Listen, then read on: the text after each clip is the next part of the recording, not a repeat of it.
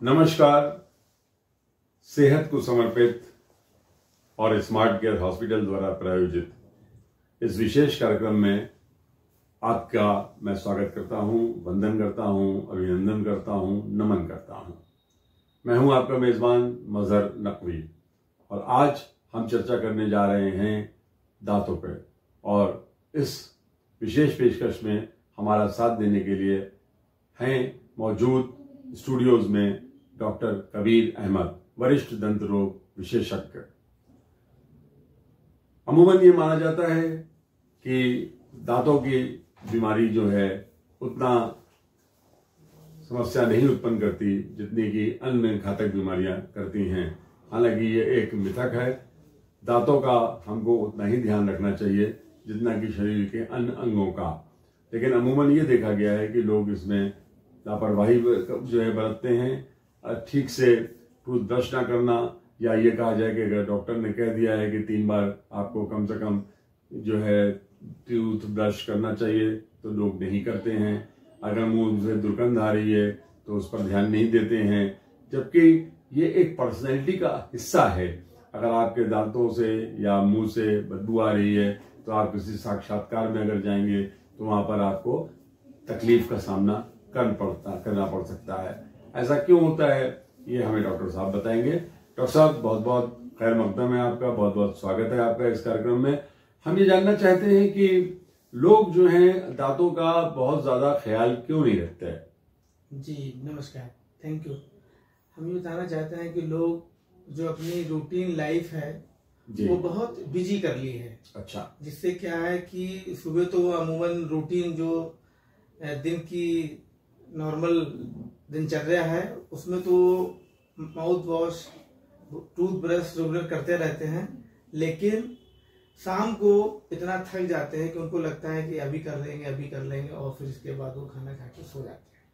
अच्छा। लेकिन शाम को खाना खाने के बाद रोज ब्रश करना बहुत जरूरी है जिससे कि दांतों में कोई ऐसी बीमारी ना हो। अच्छा, एक बात बताइए आप हमको कि इधर हमने देखा है कि जो डेंटल सर्जरी है उसमें नई नई तकनीक आ गई है और काफी इसमें जो है हमें नई नई चीजें देखने को मिल रही हैं। तो क्या क्या, जैसे पहले अकल की दाढ़ होती थी, पहले रूट कैनाल होती थी, कई कई सेटिंग होता था, घंटों आप लोग लगे रहते थे।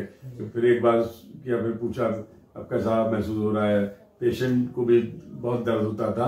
ये क्या नई तकनीक आई हैं जिससे कि जो है पूरा का पूरा जो ये डेंटल सर्जरी है ये रीडिफाइन हो गई है, इसको पुनः परिभाषित कर दिया गया है। जी, मैं ये बताना चाहूँ, जो आज से 5 साल पहले रूट कैनाल होती थी तो उसमें मरीज को करीब 4 से 5 बार आना पड़ता था। अच्छा। तो उसमें नंबर 1 पेशेंट का अपना टाइम बहुत बर्बाद होता था, प्लस पेशेंट को तकलीफ बहुत होती थी। अच्छा। अब जो एक 1 स्टेप रूट कैनाल आ गया है जिसमें बस एक ही बार मरीज को फर्स्ट अपॉइंटमेंट में ही उसका कंप्लीट रूट कैनाल हो जाता है। अच्छा। तो उसमें बार बार पेशेंट को आना नहीं पड़ता है और दूसरी बार उसका टाइम बच जाता है। अच्छा, ये अकल की दाढ़ क्या होती है? ये जनरली लेमैन टर्म है कि अकल दाढ़। अगर किसी को कोई बात नहीं समझ में आ रही है और वहाँ उसको पीछे वाले दांतों में तकलीफ हो रही है तो ये बोल दिया जाता है कि भाई देखो तुम्हारी अकल दाढ़ निकाल लेंगे।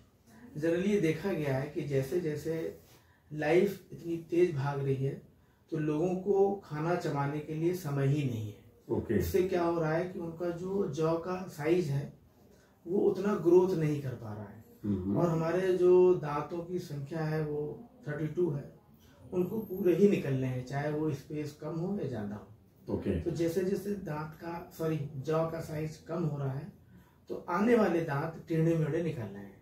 उन्हीं में जो सबसे लास्ट टूथ होता है उसे बोलते हैं हम लोग विजडम टूथ, वो अपने नॉर्मल पोजीशन पे नहीं निकल पाता है और वो उसको बोलते हैं हम लोग इम्पैक्टेड टूथ। अच्छा। मीन्स अपनी नॉर्मल पोजीशन से ना निकल पाना।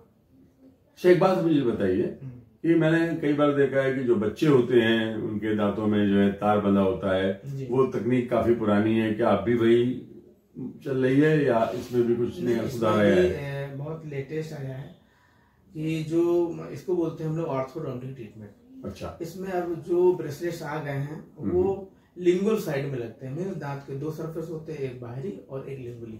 ठीक। लिंगुअल सार्फिल में जो ब्रेसलेट लगते हैं वो दिखते नहीं है जी जी। और पता भी नहीं चलता है कि मैं आर्थो का ट्रीटमेंट ले रहा हूँ। ओके। जी। अच्छा, एक बात हम और आपसे पूछना चाहेंगे, ये जो पायरिया है इसका क्या मुख्य कारण होता है? और एक बात और, क्योंकि हम कानपुर में ये साक्षात्कार कर रहे हैं और कानपुर को पान मसाला की नगरी भी कहा जाता है, अब पूरे देश में पान मसाला जो है वो कानपुर ने पहुंचा दिया है, इससे क्या आपको फर्क महसूस हुआ कि दांतों की देख का जो है क्या पतले हो जाते हैं पान मसाला खाने वालों के, या उससे दांतों का जो इलाज तो होते होते पता चला कि ये और किसी गंभीर बीमारी में परिवर्तित हो गया, ये क्या कारण होता है? जी, मैं बताना ये चाह रहा हूँ कि जो आपने वर्ड यूज किया है पायरिया, पायरिया एक ऐसा शब्द है कि दांत की बीमारियों में एक कॉमन लेमैन टर्म है।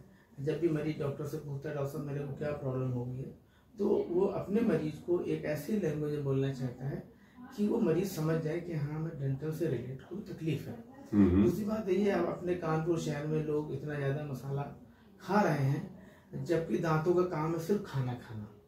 और लोग क्या कर रहे हैं, खाना कम खा रहे हैं और मसाला ज्यादा खा रहे हैं। उससे क्या हो रहा है कि दांतों पे ज्यादा लोड पड़ रहा है, मैस्टिकेशन लोड पड़ रहा है, तो उन दांतों में ज्यादातर दांत नुकीले हो रहे हैं, जिससे कहीं ना कहीं वो नुकीलापन जो है दांत का वो गाल में घाव कर देता है और कुछ दिनों के बाद उसमें एक गंभीर बीमारी हो जाती है। उस बीमारी को बोलते हैं कैंसर हो जाना। अच्छा, तो ये मुकोसा डैमेज हो जाता है क्या? जी, ओरल मुकोसा डैमेज हो जाती है और धीरे धीरे वो कैंसर का रूप एक ले लेती है। अच्छा, अंतिम में मैं ये आपसे अनुरोध